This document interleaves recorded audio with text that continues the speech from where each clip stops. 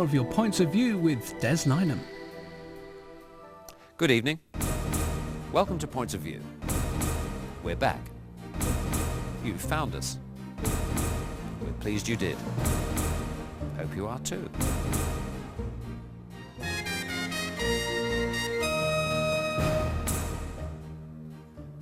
Or if not pleased, at least not roused to quite such a fever pitch of fury as you are about this. Serbia has just declared it's pulling some troops out of Kosovo. But NATO says it's nowhere near enough to stop the bombing campaign. The 12-year-old from Blackburn is found safe, 200 miles from home.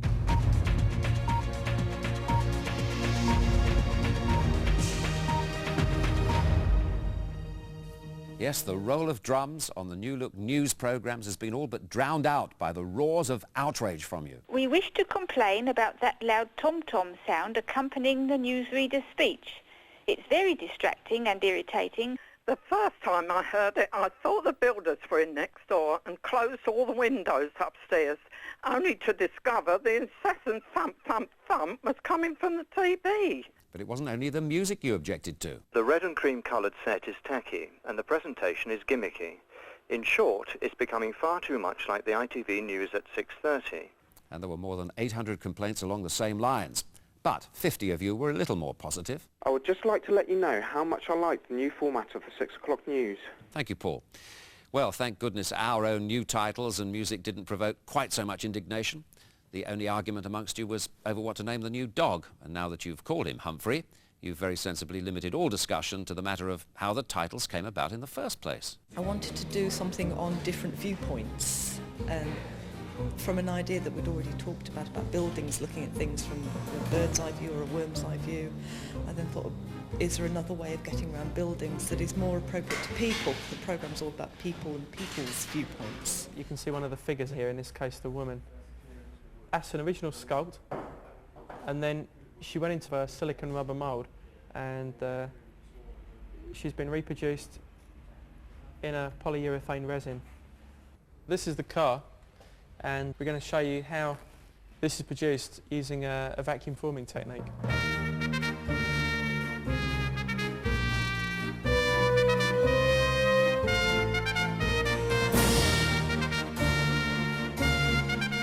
We were given an idea of the kind of dog they wanted the second time around, and it was one with its big ears flapping in the wind and its tongue hanging out, so that was easy.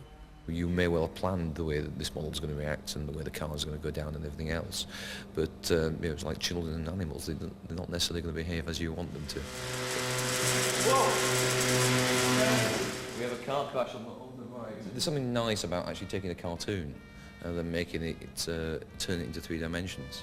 Not the easiest of jobs, but it's got that cute factor, and that no matter what how old you get, that is always rather nice.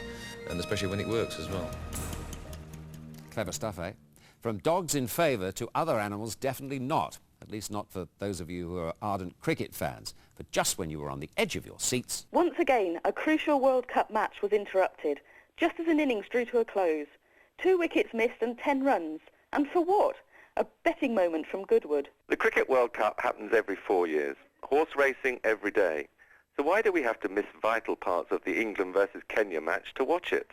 It was appalling. The sooner all cricket coverage goes to Sky, the better. Is Sean an alias for Rupert, do you think? An emotive subject cricket, more than 600 calls about it so far, mostly complaining about insufficient or interrupted coverage.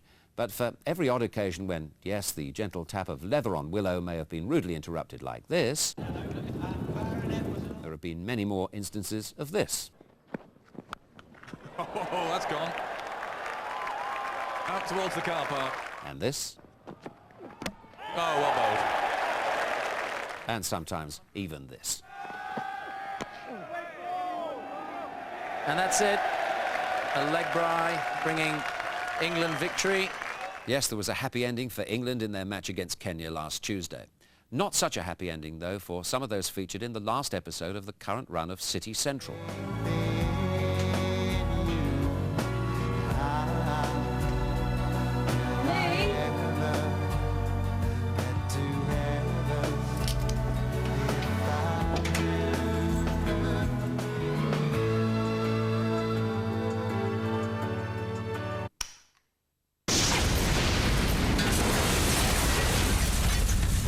My whole family have been avid viewers of City Central throughout the past series.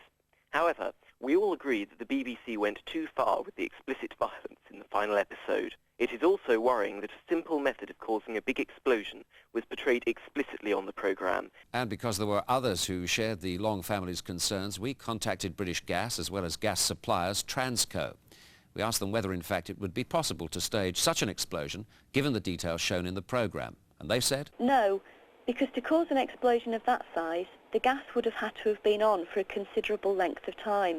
So the smell of gas would have been overpowering long before Yvonne got to the light switch. So even if you'd seen the close-ups that we left out of our clip, it still wouldn't have enabled you to stage your own gas explosion.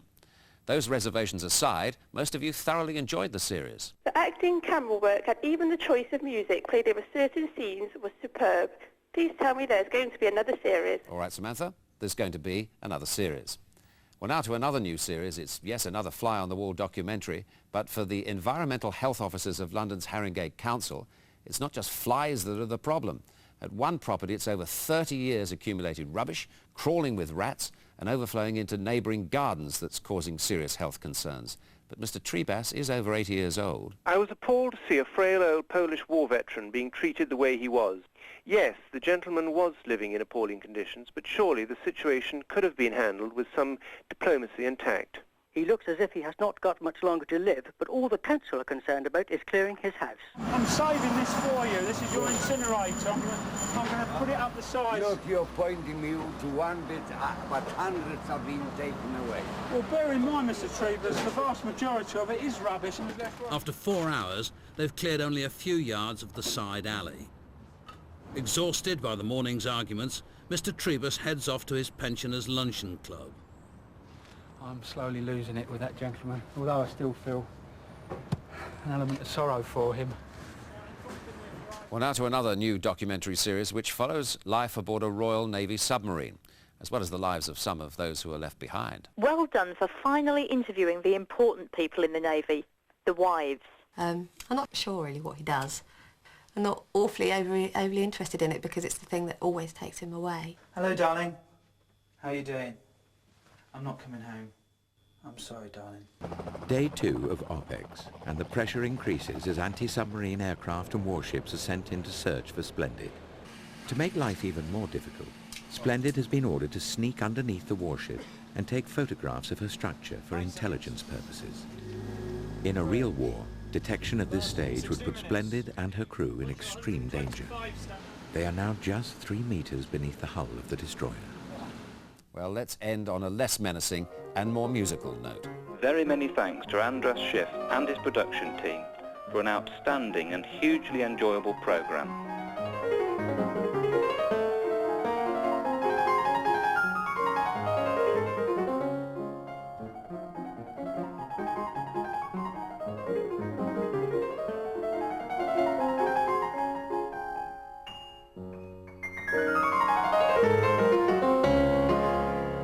Very nice.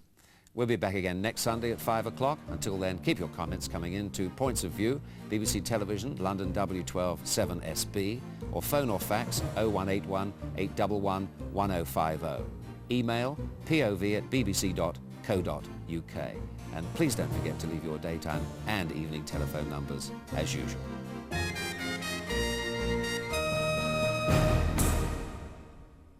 Don't forget Des Lynam presents his regular Radio 2 programme every Friday evening from 5 o'clock, 88 to 91 FM on BBC Radio 2.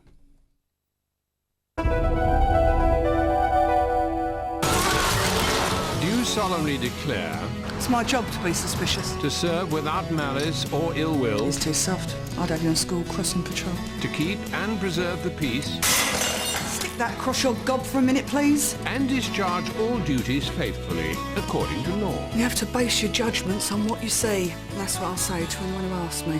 Pauline Quirk is back as the irrepressible, unconventional Maisie Ray. A new series beginning Friday the 4th of June on BBC One. Pam Rhodes travels to Shropshire for a Whit Sunday Songs of Praise on BBC One in 25 minutes. This is BBC One, the news now with Peter Sissons.